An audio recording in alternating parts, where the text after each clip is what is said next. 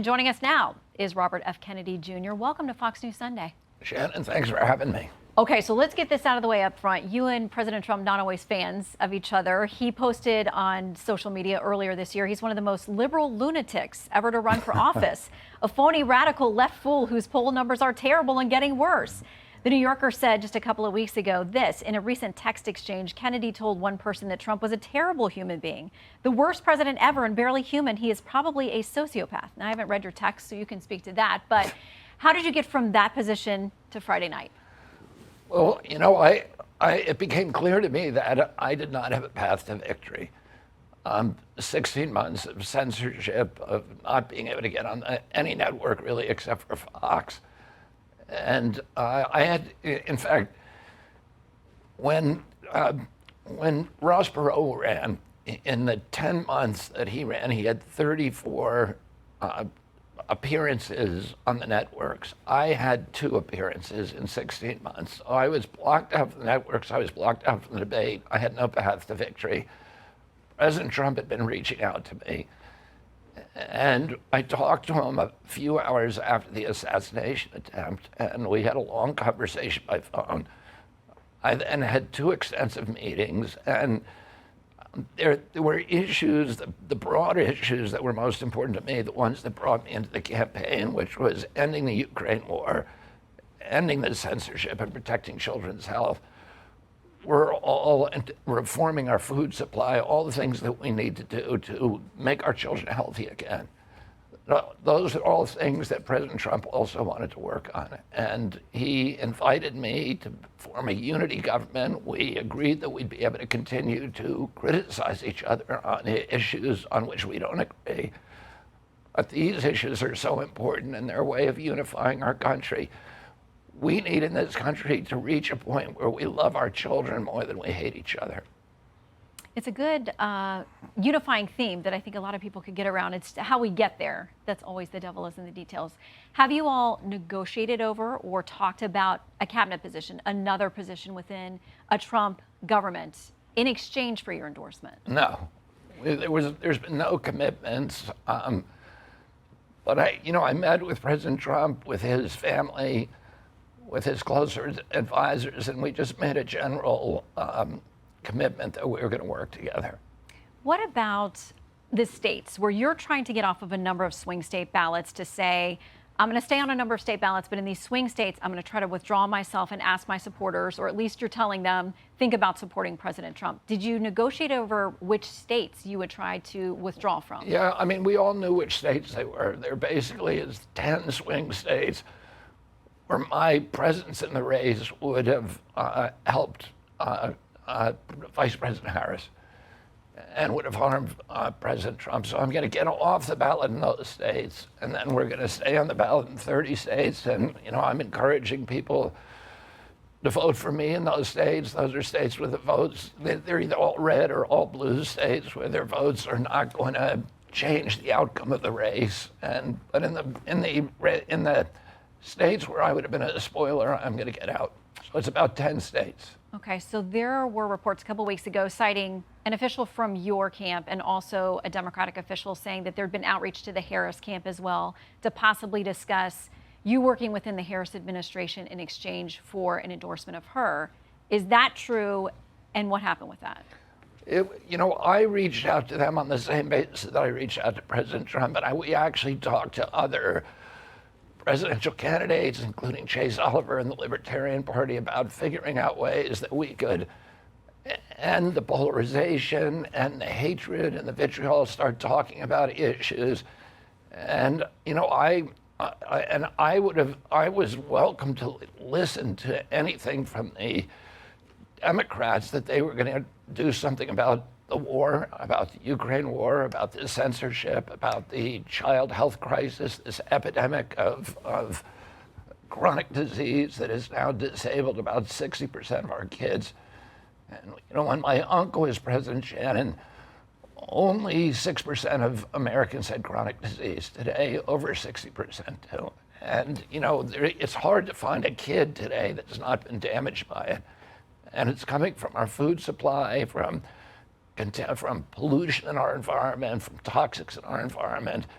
and mainly from corruption in our government that allows that to happen.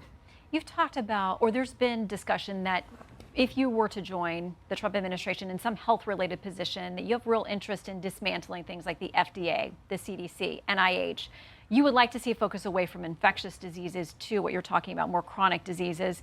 Is it fair to say that you would try to dismantle some of those organizations? No, I wouldn't dismantle them. I would change the focus, and I would end the corruption. Right now, 75% of FDA's budget is coming from pharmaceutical companies. That is a perverse incentive.